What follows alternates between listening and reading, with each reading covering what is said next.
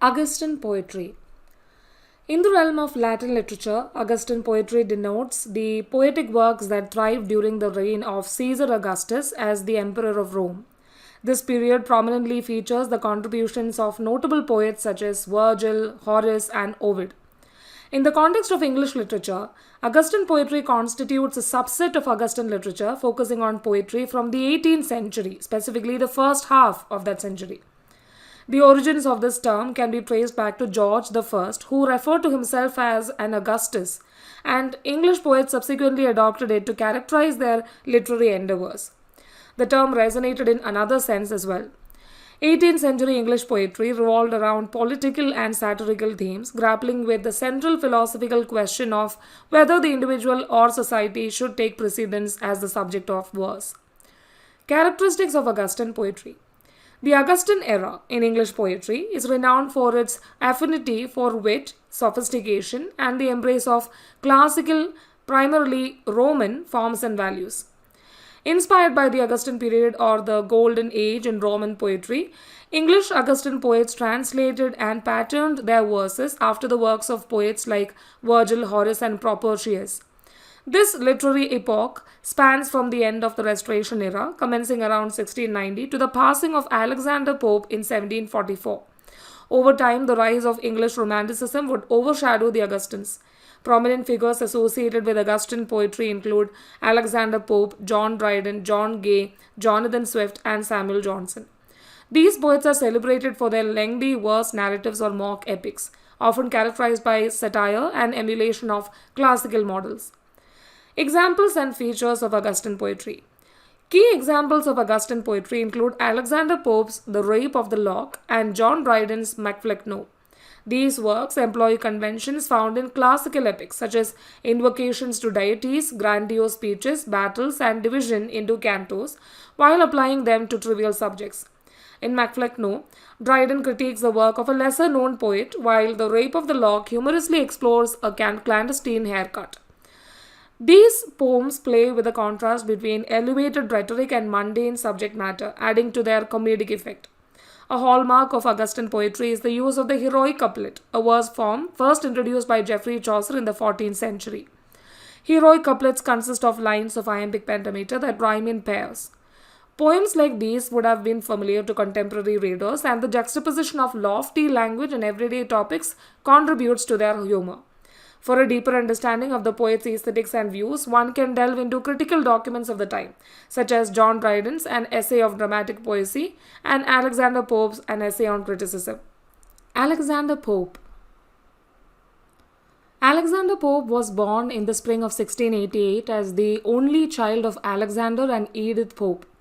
His father, a linen draper and recent convert to Catholicism, moved the family from London to Binfield, Berkshire, due to anti-Catholic legislation. Pope, described as a child with a lovely temper and a melodious voice, earning him the nickname Little Nightingale, differed significantly from the irascible and moralistic poet he would become. Barred from attending public school or university because of his religion, Pope embarked on a path of self-education. He delved into languages such as French, Italian, Latin, and Greek, and devoured a wide range of literature, encountering Homer at the tender age of 6. Pope's earliest surviving work, Ode to Solitude, emerged in his youth. During the same period, he suffered the onset of a debilitating bone deformity, identified today as Pott's disease, which afflicted his spine, stunted his growth, and caused him to become hunchbacked, asthmatic, frail, and prone to severe headaches. This physical appearance made him a target for literary adversaries in later years, who derisively referred to him as a humpbacked toad. Pope's pastorals, believed to have been written when he was 16, received recognition upon publication in Jacob Tonson's Poetical Miscellanies of 1710. The following year, he anonymously published Essay on Criticism, which introduced the heroic couplet as his primary poetic form. This work attracted the attention of prominent figures like Jonathan Swift and John Gay, who would become Pope's lifelong friends and collaborators. Together, they established the Scriblerus Club, dedicated to satirizing ignorance and poor taste through the fictitious figure of Martinus Scriblerus, a precursor to the dunces in Pope's later masterpiece, the Dunciad. In 1712, Pope released The Rape of the Lock, his most famous work, which secured his fame. This mock heroic poem humorously explores a trivial dispute over a stolen lock of hair, juxtaposing mundane subject matter with the conventions of classical epic poetry. Pope turned to scholarship in 1713, commencing his 6-volume translation of Homer's Iliad, which was released by subscription over 6 years, providing Pope with financial independence. He then began translating the Odyssey using the same subscription model. Additionally, Pope compiled a controversial edition of Shakespeare, correcting Bard's meter and text while leaving earlier corruptions intact. The critical rejection of Pope's Shakespeare edition by scholar Lewis Theobald served as the impetus for the Dunciad, a vitriolic 4-book satire. In it, Pope ridicules witless critics and scholars of his era, depicting their abuses of learning in a mock Aeneid where the dunces serve the goddess dullness. This work faced fierce opposition from its targets, with Pope reportedly carrying loaded pistols for protection. In 1734, Pope published Essay on Man, followed by a scandal in 1735 when an unauthorized and sanitized edition of his letters was released by publisher Edmund Curll. Pope's output slowed after 1738 as his health deteriorated, leading to his passing on May 30, 1744 at Twickenham, surrounded by friends. Since his death, Alexander Pope's reputation has undergone constant reassessment. While his artifice, strict prosody, and at times biting satire faced criticism from Romantic poets, Pope's stature as a dominant poetic voice of his century, characterized by prosodic elegance, sharp wit, and moral gravity, has been firmly established in the literary canon. An essay on criticism. An essay on criticism was initially published anonymously on May 15, 1711. Alexander Pope embarked on writing this poem early in his career and dedicated about 3 years to its completion. At the time of its publication, the heroic couplet, the poem's chosen form, was relatively new in poetry, and Pope's work aimed to define and refine his role as a poet and critic. This work responded to an ongoing debate about whether poetry should adhere to natural expression or follow predetermined artificial rules inherited from classical traditions. The term essay in the title refers to a poetic composition of the time, influenced by classical works like Horace's Ars Poetica and Lucretius' De Rerum Natura. Pope begins the poem by discussing the conventional rules that govern poetry, serving as criteria for critics' judgments. He highlights classical authors who address these standards and emphasizes the authority he believes they should hold. Pope delves into the responsibilities of critics, stressing their role in assisting poets rather than merely attacking them. In the poem's final section, he explores the moral qualities and virtues inherent in an ideal critic, whom he contends is also an ideal individual. Throughout an essay on criticism, Pope references ancient writers such as Virgil, Homer, Aristotle, Horace, and Longinus, underlining his belief that imitation of the ancients represents the ultimate standard for taste. He expresses the idea that poets are made, not born, by stating, true ease in writing comes from art, not chance, as those move easiest who have learned to dance. Pope also makes reference to various critics, including William Walsh, who was a mentor and friend to Pope and passed away in 1708. However, the poem gained notoriety for its sharp critique by John Dennis, who is mockingly mentioned in the work. This led to Dennis appearing as a character in Pope's later satire, the Dunciad. Other critics like Thomas Rymer and Jonathan Swift also weighed in on the poem. Rymer, one of the harshest critics, opined that England was as free from critics as it is from wolves until recently, while Swift condemned critics who acted as barbarous as a judge who should take up a resolution to hang all men that came before him upon trial. The Rape of the Lock. Alexander Pope's most famous poem, The Rape of the Lock, was initially published in 1712 and later revised in 1714. This work is a mock epic that satirizes a high society dispute between Arabella Fermor, referred to as Belinda in the poem, and Lord Petre. The dispute revolved around Lord Petre snipping a lock of hair from Belinda's head without her consent. However, despite its humorous and satirical style, the poem also reflects a genuine interest in the fashionable world of 18th century society. The rape of the lock is based on a real life incident recounted to Alexander Pope by his friend John Carroll. Both Arabella Fermor and Lord Petre belonged to aristocratic recusant Catholic families, and England had strict laws and penalties at the time, such as the Test Act, which affected all denominations except Anglicanism. The poem's title, The Rape of the Lock, does not refer to sexual assault, but rather to the earlier definition of rape, derived from the Latin word rapier, meaning to snatch, grab, or carry off. In this context, it signifies the theft of a lock of hair. However, in the sensibilities of the time, even such a minor act could be seen as dishonorable. The poem begins with Alexander Pope declaring a dire offense committed by a lord against a gentle belle. This offense leads to the rejection of the lord by the lady. Pope then proceeds to narrate the story. As Belinda sleeps, her guardian sylph, named Ariel, warns her of an impending event. Belinda awakens and prepares for the day with the assistance of her maid, Betty. Unseen by Belinda, the sylphs contribute to her grooming and dressing. They ensure that everything is in order for her. The Baron, one of Belinda's suitors, admires 2 locks of her hair that hang gracefully behind her. He plots to steal one of these locks and creates an altar where he places tokens of his previous loves, setting them on fire while fervently praying to obtain and possess Belinda's lock. Ariel, sensing that something is amiss, summons numerous sylphs to guard Belinda against any harm, whether she forgets her prayers, misses a masquerade, loses her heart or necklace at a ball, or encounters any other misfortune. Belinda arrives at Hampton Court, where she is invited to play Umber. The Baron, armed with a pair of scissors, attempts to cut one of her locks but is thwarted by the vigilant sylphs.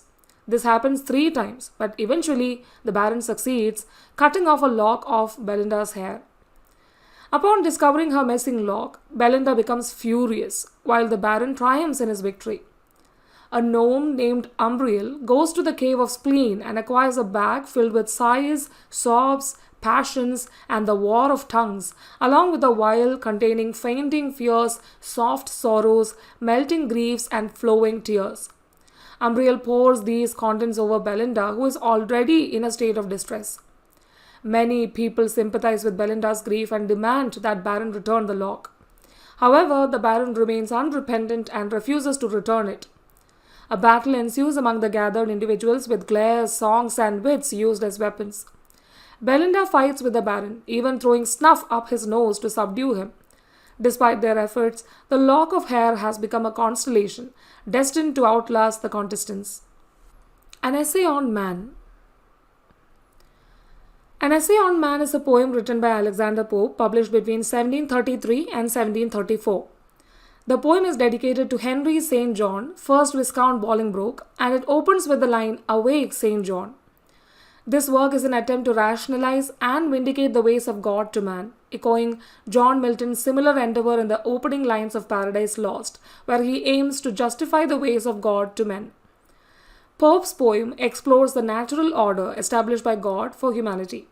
It asserts that since humans cannot fully comprehend God's purposes, they should not question their place in the great chain of being and should accept that whatever is right. Pope intended An Essay on Man to be part of a broader ethical system expressed through poetry, including the moral epistles, also known as ethic epistles or moral essays. Upon its publication, An Essay on Man garnered considerable admiration across Europe. Voltaire praised it as the most beautiful, useful, and sublime didactic poem ever written in any language. Jean-Jacques Rousseau found solace in its verses, stating that it softens my ills and brings me patience. Immanuel Kant was also fond of the poem, often reciting long passages to his students. However, some Enlightenment philosophers, including Voltaire and Rousseau, eventually criticized Pope's and Leibniz's optimistic philosophy. Voltaire, in particular, wrote Candide as a satirical critique of their ethical beliefs. Rousseau questioned Pope's uncritical assumption that there must be an unbroken chain of being from an inanimate matter to God. The poem is written in heroic couplets and consists of 4 epistles. Pope started working on it in 1729 and completed the first 3 by 1731, with the 4th epistle published in the following year. Originally published anonymously, Pope did not admit authorship until 1735. In his introductory statement, The Design, Pope revealed that an essay on man was initially conceived as part of a longer philosophical poem to be expanded through 4 separate books. The first book, composed of the 4 epistles already published, focused on various philosophical themes. The second book was meant to delve into subjects such as human reason, arts and sciences, human talent, learning, the natural world, and wit, along with critiquing their misapplication. The third book would discuss politics and religion, while the fourth would address private ethics or practical morality. In the poem, Pope argues that man has gained knowledge about nature and God's creation through science, but has become intoxicated by this power, erroneously believing that he can imitate God. Pope characterizes man as a fool who, despite scientific progress, remains ignorant.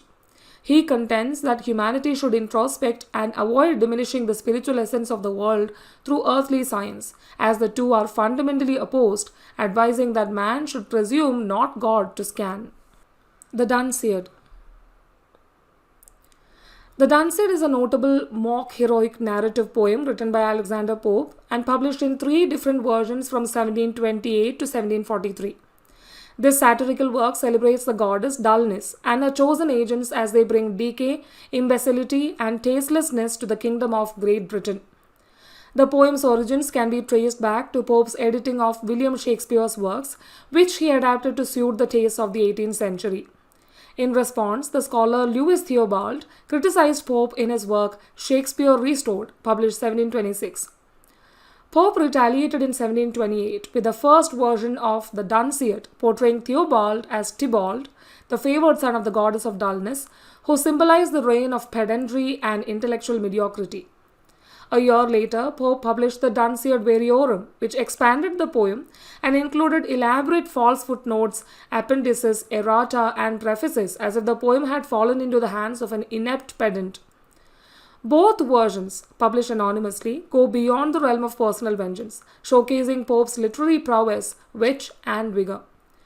Pope did not officially acknowledge his authorship of the Dunciad until 1735, when he included it in a volume of his collected works. In 1742, Pope released the new Dunciad, initially intended as the 4th book of the poem, depicting the goddess of dullness's empire expanding universally. In the same year, Colly, the poet laureate, launched a scathing attack on Pope in print. In response, Pope revised the Dunciad to replace Theobald with Cibber as the dubious hero. The final result, the Dunciad in 4 books, consolidated the books and critical apparatus of previous versions in revised form. The Dunciad stands as a remarkable piece of satirical literature, reflecting Pope's literary skill and his criticism of the intellectual mediocrity and decay he perceived in his contemporary society. Moral Essays. Moral Essays, also known as Epistles to Several Persons, is a series of 4 poems on ethical subjects by Alexander Pope, published between 1731 and 1735. The individual poems are Epistle to Cobham, addressed to Sir Richard Temple, Lord Cobham, of the knowledge and characters of men; Epistle to a Lady, addressed to Martha Blount, of the characters of women; Epistle to Bathurst, addressed to Allen, Lord Bathurst, of the use of riches; Epistle to Burlington, addressed to Richard Boyle, Earl of Burlington, of false taste. Each poem is addressed to a specific person and reflects Pope's moral and philosophical views. They are part of Pope's broader ethical poetry project, engaging with contemporary social and cultural issues, thus continuing Pope's tradition of moralizing through poetry and offering insights into 18th century society and values with a blend of satire, wisdom, and poetic artistry. An Epistle to Dr. Arbuthnot. The Epistle to Dr. Arbuthnot is a satirical poem written by Alexander Pope and addressed to his friend John Arbuthnot, a physician. It was first published in 1735 and composed in 1734 when Pope received news of Arbuthnot's declining health. Pope considered this poem a memorial to their friendship and used it to defend his practice in the genre of satire, while also targeting his opponents and rivals throughout his literary career. John Arbuthnot, a physician known for his wit, was a member of the Martinus Scriblerus Club, which included Pope, Jonathan Swift, and John Gay. He had previously served as the physician to Queen Anne. The poem, written in heroic couplets, consists of 419 lines and is recognized for coining the phrase damn with feigned praise, which has since become a well known idiom. Another memorable line from the poem is, "Who breaks a butterfly upon a wheel?" The Epistle to Dr. Arbuthnot features character sketches of notable figures including Atticus, who is Joseph Addison, and Sporus, who is John Hervey. In the poem, Addison is portrayed as a talented individual whose abilities are marred by fear and jealousy, while Hervey is depicted as sexually perverse, malicious, absurd, and dangerous. The poem takes a striking turn when Arbuthnot claims, "Who breaks a butterfly upon a wheel?" This phrase highlights the cruelty of certain actions, drawing a parallel to the torture method known as the breaking wheel. Pope uses the poem to counter the negative perception of himself as an envious and malicious monster driven by ego and misanthropy. Instead, he portrays his satire as a means to serve impersonal virtue, emphasizing the value of friendship. While some contemporary critics dismiss the poem as a mere lampoon, the Epistle to Dr. Arbuthnot is considered one of Pope's significant achievements. It is recognized for its authentic power, blending elements of tragedy and comedy, and its formal ingenuity despite its origins and chaotic circumstances. Ultimately, the poem provides insight into Pope's motivations as a satirist and his commitment to his craft.